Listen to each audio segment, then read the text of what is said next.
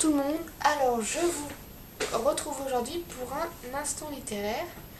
Donc les instants littéraires, ça va être en gros un mélange d'In My Mailbox, de C'est lundi que lisez-vous et de tout ce que j'aurai envie de vous parler à propos des livres bien sûr. Parce que ici à Chartres, malheureusement, la ligne internet ne marche pas très bien et je ne peux pas, il me faut des heures et des heures pour enregistrer une vidéo. Et la plupart du temps, mon ordi se met en veille, ce qui fait que ça annule tout. Enfin bref, c'est vraiment pas pratique. Donc j'essaierai d'aller au moins une fois ou deux par mois sur Paris pour pouvoir vous enregistrer toutes mes vidéos d'un coup et ensuite vous les mettre sur mon blog. Donc bref, comme je pouvais pas être sûre d'être là chaque semaine pour les C'est lundi et les In My Mailbox, j'ai décidé de faire ces instants littéraires qui seront un peu quand j'aurai le temps de les mettre. Donc aujourd'hui je vais vous présenter les quelques livres que j'ai lus dernièrement. Donc les 3 derniers livres en fait. Donc on va commencer tout de suite. Alors, j'ai lu Ne jamais t'embrasser de Melissa Marr, pardon. Donc c'est le 3e tome. Donc dans celui-ci on retrouve à nouveau Aislinn avec et Seth et Keenan. Donc comme je disais dans une précédente vidéo, cette fois-ci, elle doit choisir en gros entre Seth et Keenan. Enfin, c'est ce que dit le résumé.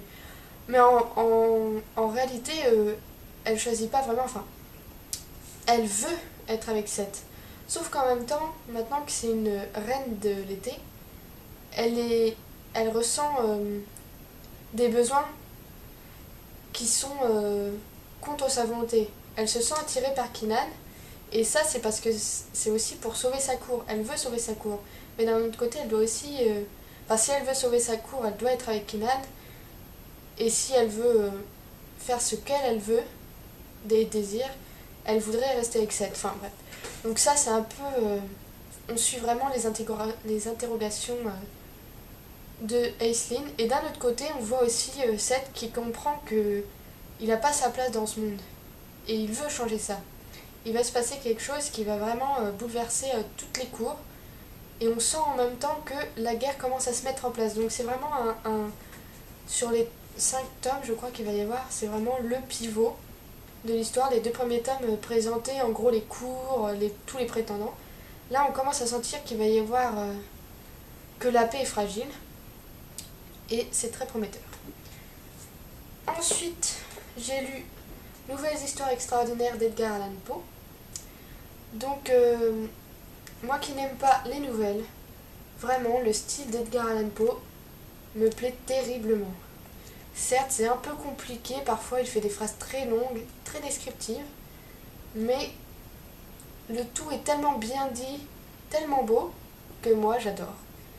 Bon, bien sûr, comme c'est écrit, c'est extraordinaire, donc ce n'est pas toujours très concret, et pourtant, il essaie toujours de donner le maximum de réalisme à ce qu'il dit, même pour des histoires qui sont totalement abracadabrantes. Mais, enfin bref. Franchement, ce livre vaut le coup, cet auteur vaut le coup, il faut au moins essayer une fois, je pense.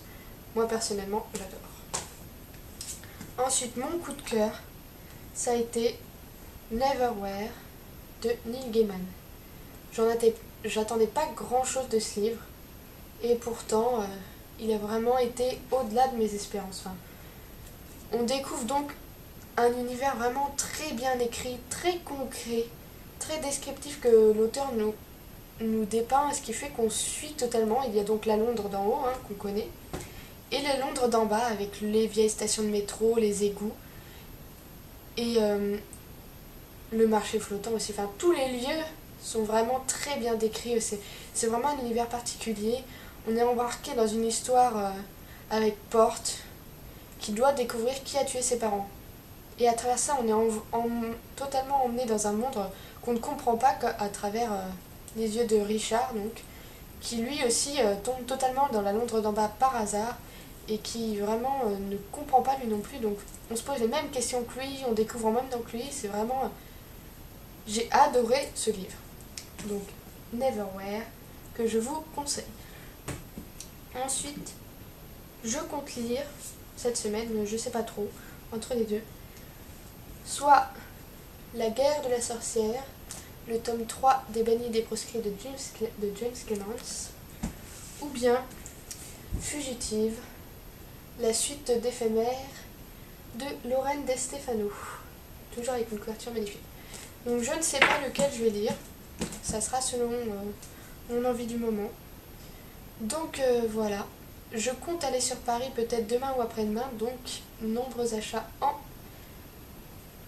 nombreux achats qui sont même sûrs carrément, je ne sais pas combien, mais il y aura de nombreux achats.